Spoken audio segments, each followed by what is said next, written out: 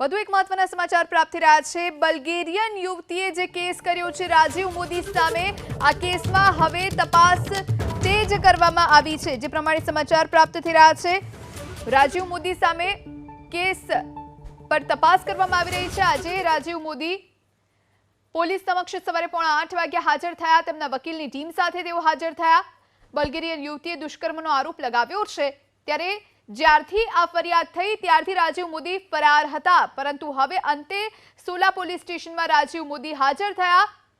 ફરિયાદ બાદ રાજીવ મોદી પહેલીવાર પહોંચ્યા પોલીસ સ્ટેશન। 5 કલાક સુધી રાજીવ મોદી પોલીસ સ્ટેશનમાં રહ્યા અને જ્યાં તેમની પૂછપરછ પણ હાથ ધરવામાં આવી। સવારે 9 વાગ્યાથી 12:30 વાગ્યા સુધી તેમની પૂછપરછ ચાલી।